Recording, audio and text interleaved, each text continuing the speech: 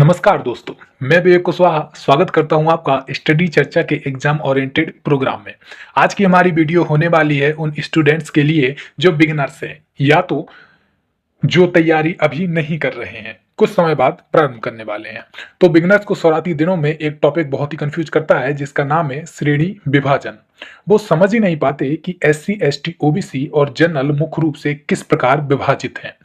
उन्हें या तो केवल ये नाम पता होते हैं या फिर वे इसे जातियों से जोड़ने लगते हैं।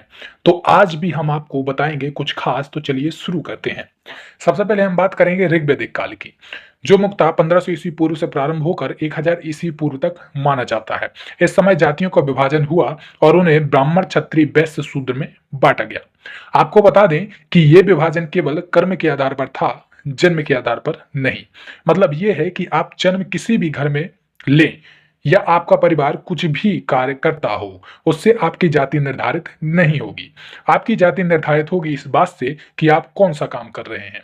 अगर आप पूजा पाठ और शिक्षा देते हैं तो ब्राह्मण, रक्षा कार्य करते हैं तो क्षत्रिय, व्यापार करते हैं तो वैश्य और सेवा कार्य करते हैं तो आप शूद्र कहलाएंगे। आगे चलकर उत्तर वैदिक काल आता है और यह वर्ण व्यवस्था या वर्ग व्यवस्था कर्म आधारित ना रहकर जन्म आधारित हो जाती है।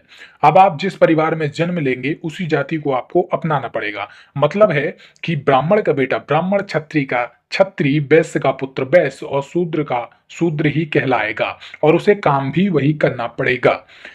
यही व्यवस्था बाद में लगभग आजादी मिलने तक 1947 तक चलती आ रही थी। बीच में अंग्रेजों द्वारा थोड़ी बहुत इसमें झोलमेल किया गया, परंतु हम उसे डिस्कस नहीं करेंगे क्योंकि वो हमारे मतलब का नहीं है। तो हम बात करेंगे अपने संविधान की।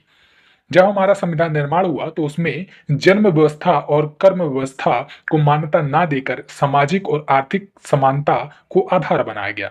मुख्यतः इसका आधार सामाजिक समानता रही।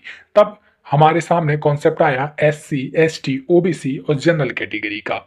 एससी यानी शेड्यूल्ड कास्ट यानी अनुसूचित जाति, एसटी यानी शेड्यूल्ड ट्राइब्स यानी अनुसूचित जनजाति, ओबीसी यानी अदर बैकवर्ड कास्ट यानी अन्य पिछड़ा वर्ग और जनरल या सामान्य वर्ग।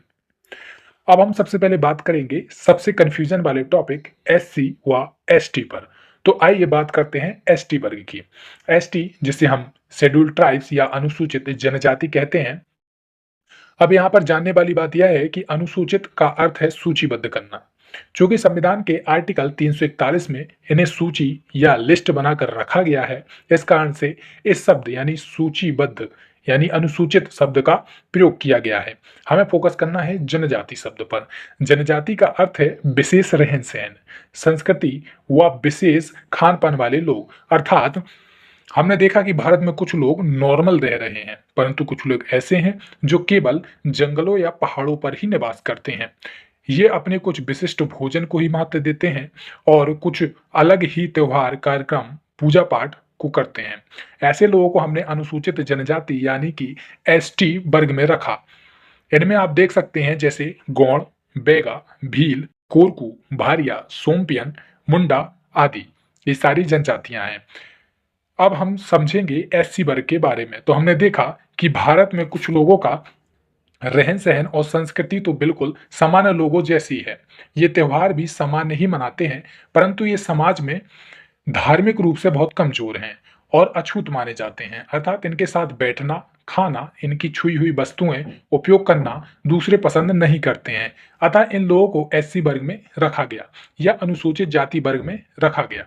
यहाँ एससी और एसटी में मुख्य अंतर यह है कि एसटी वर्ग में सामान्य की समाज की मुख्य धारा से अलग लोग आते हैं, परंतु ये अछूत नहीं माने गए हैं। लेकिन एससी में आने वाले लोग समाज में हैं, परंतु उन्हें अछूत मानकर उनका शोषण किया गया है।